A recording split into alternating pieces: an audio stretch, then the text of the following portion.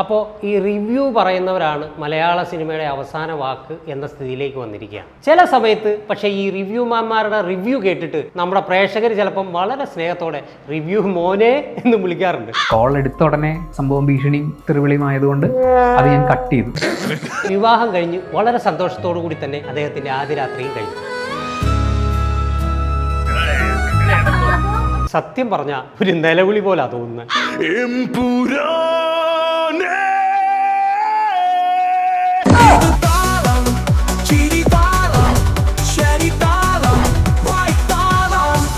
നമസ്കാരം, വായത്താളത്തിലേക്ക് സ്വാഗതം. ഇന്നത്തെ വായത്താളത്തിൽ ഞാൻ സംസാരിക്കുന്നത് അമാനുഷിക ശക്തികളെ കുറിച്ചാണ്. പ്രത്യേകിച്ച് നമുക്കറിയാം, നമ്മുടെ ഈ ബോളിവുഡ് സിനിമകളിൽ അല്ലെ ചിത്രകഥകളിലൊക്കെ അമാനുഷിക ശക്തികളെ നമ്മൾ മാൻ എന്ന് ചേർത്ത് വിളിക്കാറുണ്ട്. ഉദാഹരണം പറഞ്ഞു കഴിഞ്ഞാൽ സൂപ്പർമാൻ, സ്പൈഡർമാൻ, നമ്മളിപ്പോൾ ഇന്ത്യയിലേക്ക് വന്നു കഴിഞ്ഞാൽ ശക്തിമാൻ, അങ്ങനെയുള്ള അതിമാനുഷിക ശക്തികളെക്കുറിച്ചാണ്. എന്തിന് ഈ അടുത്ത് നമ്മുടെ കേരളത്തിൽ തന്നെ ഒരു അതിമാനുഷ്യ ശക്തി വന്ന് നമ്മുടെ ജനങ്ങളെ ഭീതിപ്പെടുത്തിയിട്ടുണ്ട്. മറ്റാരുമല്ല, ബ്ലാക്ക് മാൻ. ഈ ബ്ലാക്ക് മാനിന് ശേഷം ഇപ്പോൾ നമ്മുടെ കേരളക്കരയെ ഭീതിപ്പെടുത്തിക്കൊണ്ടിരിക്കുന്ന മറ്റൊരു മാൻ വന്നിട്ടുണ്ട്. വേറെ ആരുമല്ല, റിവ്യൂ മാൻ. ലാലേട്ടൻ തകർത്തുണ്ട്. ഇത് ആറാടുകയാണ്. ഈ റിവ്യൂ മാൻ എന്ന് പറയുന്നതിനേക്കാൾ നല്ലത് റിവ്യൂ മാമന്മാർ എന്ന് പറയുന്നതായിരിക്കും. ഈ റിവ്യൂ മാമന്മാരെ നമ്മൾ പ്രധാനമായിട്ടും കണ്ടുവരുന്നത്, അല്ലെങ്കിൽ ഇവരുടെ വിഹാര രംഗം എന്ന് പറയുന്നത്, നമ്മുടെ കേരളത്തിലെ തിയേറ്ററുകളിൽ വെള്ളിയാഴ്ചകളിൽ ഇവരെത്തും. മറ്റൊന്നിനുമല്ല, പുതിയ സിനിമയെ വലിച്ചു കീറി മുടിനാരിഴ കീറി വിമർശിക്കാൻ വേണ്ടിയാണ് ഈ റിവ്യൂ മാമന്മാർ വരുന്നത്. മോഹൻലാൽ ഫാൻസുകാർക്ക് ഇഷ്ടപ്പെടും, പക്ഷെ മമ്മൂട്ടി ഫാൻസുകാർക്ക് ഇഷ്ടപ്പെട്ടില്ല. അപ്പോൾ നമ്മൾ ഇന്ന് വായത്താളത്തിൽ സംസാരിക്കുന്നത് റിവ്യൂ മാമന്മാരെ കുറിച്ചാണ്.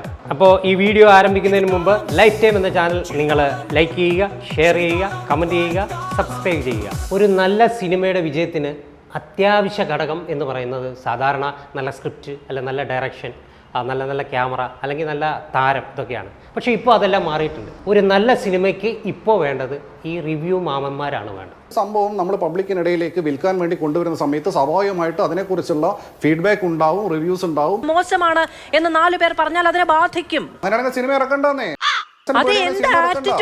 നിർബന്ധിക്കുന്നു സിനിമ ഇറക്കാൻ വേണ്ടിയിട്ട്. അപ്പോൾ ഈ റിവ്യൂ പറയുന്നവരാണ് മലയാള സിനിമയുടെ അവസാന വാക്ക് എന്ന സ്ഥിതിയിലേക്ക് വന്നിരിക്കുകയാണ്. റിവ്യൂ ചെയ്യണ്ട എന്ന് സിനിമാക്കാർ പറഞ്ഞോ?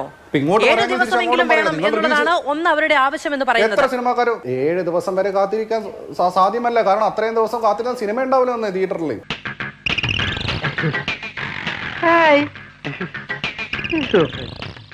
ഈ റിവ്യൂ മാമന്മാര് അല്ലെങ്കിൽ ഈ റിവ്യൂ മാൻ ഉണ്ടായത് എങ്ങനെയാണെന്ന് ഒരു കഥയുണ്ട്. നമ്മുടെ നാട്ടിൽ പ്രാഥമിക വിദ്യാഭ്യാസം കഴിഞ്ഞ് തെക്ക് വടക്ക് ഒരു പയ്യൻ നടക്കായിരുന്നു. അപ്പോൾ അവൻ്റെ അച്ഛൻ നമ്മുടെ മലയാളത്തിലെ പ്രശസ്തനായ ഒരു സംവിധായകൻ്റെ അടുത്ത് വന്നിട്ട് പറഞ്ഞു, എൻ്റെ മോൻ ഇങ്ങനെ പഠനമൊക്കെ കഴിഞ്ഞ് നിൽക്കുകയാണ്, അപ്പോൾ അവന് മലയാള സിനിമയിൽ എന്തെങ്കിലും ഒരു അവസരം. അപ്പോൾ ഈ സംവിധായകൻ ചോദിച്ചു, അപ്പോൾ എന്താണ് ഈ മകൻ്റെ കഴിവെന്താണ്, എന്ത് കഴിവാണ് അവനുള്ളത് എന്ന് ചോദിച്ചാൽ പറഞ്ഞു, അവനങ്ങനെ പ്രത്യേകിച്ച് കഴിവൊന്നുമില്ല, പക്ഷേ അവൻ വീടിൻ്റെ മുന്നിൽ ഇങ്ങനെ നിൽക്കും, അതിലെ പോകുന്ന പട്ടിയോ പൂച്ചയോ കാക്കയോ ഒക്കെ പോവുകയാണെങ്കിൽ അതിന് വെറുതെ ഇങ്ങനെ കുറ്റം പറയുകയും ഇറിറ്റേറ്റ് ചെയ്യുകയൊക്കെ ചെയ്യും. അത്രേ ഉള്ളൂ. സംവിധായകൻ ഒന്ന് ആലോചിച്ചിട്ട് പറഞ്ഞു, ഇവന് പറ്റിയ ഒരു പണിയുണ്ട്, റിവ്യൂ. അങ്ങനെ ഈ സംവിധായകൻ പറഞ്ഞിട്ട് ഇവൻ റിവ്യൂ പറയാൻ തുടങ്ങി. ഈ സംവിധായകൻ നല്ലൊരു മനുഷ്യൻ കൂടിയാണ്. അദ്ദേഹത്തിൻ്റെ ആദ്യത്തെ ചിത്രം റിവ്യൂ പറയാനുള്ള അവസരമായിട്ട് കൊടുക്കുകയും ചെയ്തു. അങ്ങനെ ഒരു സ്റ്റാർട്ടപ്പ് പോലെ ഈ പയ്യൻ റിവ്യൂ പറയാൻ ആരംഭിച്ചു. അങ്ങനെ ആ പയ്യൻ ഈ സംവിധായകൻ്റെ പടം തന്നെ നന്നായിട്ടൊന്ന് റിവ്യൂ ചെയ്തു. അങ്ങനെ ആ പയ്യൻ ഒരു റിവ്യൂ മാമനായി മാറി. പക്ഷേ നമ്മുടെ ആ സംവിധായകനുണ്ടല്ലോ, ഇപ്പോൾ ഒരു പടം പോലും ഇല്ലാതെ വീട്ടിലിരിക്കും. വല്ലാത്ത തലവേദന, ഞാനൊന്ന് കിടക്കട്ടെ. ഇപ്പം നമ്മുടെ കേരളത്തിലെ അവസ്ഥ എന്ന് പറഞ്ഞു കഴിഞ്ഞാൽ, ഇപ്പം നമ്മുടെ മലയാളത്തിലെ സിനിമാ നടന്മാരെക്കാൾ ഫാൻസ് ഉള്ളത് ഇപ്പോഴത്തെ ഈ റിവ്യൂ മാൻമാർക്കാണ്.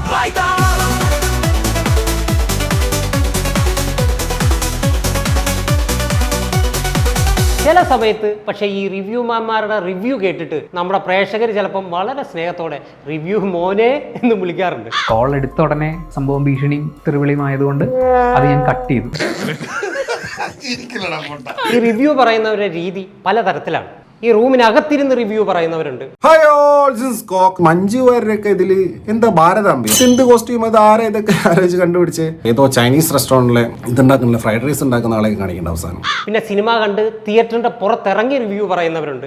അതുകൂടാതെ വഴിയിലൂടെ അങ്ങോട്ടും ഇങ്ങോട്ടും നടന്ന് എവിടെയെങ്കിലും ഒക്കെ വെച്ച് റിവ്യൂ പറയുന്നവരുണ്ട്. പറയാൻ വാക്കുകളില്ല. റിയലി അമേസിംഗ്, അമേസിംഗ് എന്ന് പറഞ്ഞാൽ amazing, really really amazing, amazing. Cinema കണ്ടിട്ട് റിവ്യൂ പറയുന്നവരുണ്ട്, സിനിമ കാണാതെ റിവ്യൂ പറയുന്നവരുണ്ട്, ഇനി സിനിമ റിലീസ് ആകുന്നതിന് മുമ്പ് സ്ക്രിപ്റ്റ് എഴുതിക്കൊണ്ടിരിക്കുമ്പോൾ തന്നെ റിവ്യൂ പറയുന്നവരുണ്ട്.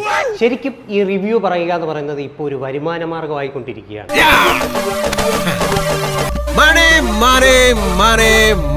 എനിക്ക് തോന്നുന്നു കേരളത്തിൽ ഒരുപാട് ചെറുപ്പക്കാർ ഈ റിവ്യൂ പറയുന്നതുമായിട്ടനുബന്ധിച്ച് വരുമാനം കൊണ്ട് ജീവിക്കുന്നവരുണ്ട്. അങ്ങനെ ഈ അടുത്ത് റിവ്യൂ പറയുന്ന ഒരു മാൻ ഒരു വിവാഹം കഴിച്ചു. വിവാഹം കഴിഞ്ഞ് വളരെ സന്തോഷത്തോടു കൂടി തന്നെ അദ്ദേഹത്തിന്റെ ആദ്യ രാത്രിയും കഴിഞ്ഞു.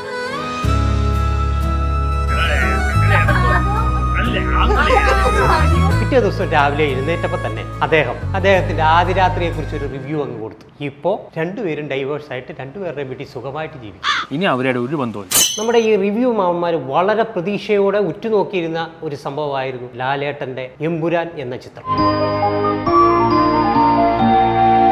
നമ്മുടെ പൃഥ്വിരാജിന്റെ അല്ലെങ്കിൽ ലാലേട്ടന്റെ എമ്പുരാൻ എന്ന ചിത്രം മറ്റു ചില മാമന്മാർ ഏറ്റെടുത്തതോടുകൂടി നമ്മുടെ റിവ്യൂ മാമന്മാർക്ക് ഉപ്പ് നോക്കാൻ പോലും കിട്ടാത്ത അവസ്ഥയായി.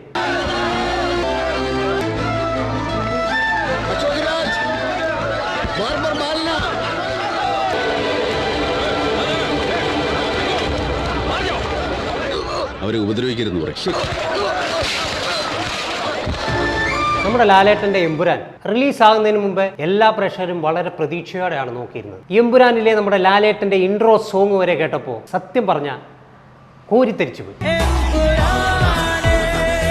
പക്ഷേ ഇപ്പോ ലാലേട്ടന്റെ ആ ഇൻട്രോ സോങ് കാണുമ്പോൾ സത്യം പറഞ്ഞ ഒരു നിലവിളി പോലെ തോന്നുന്നത്.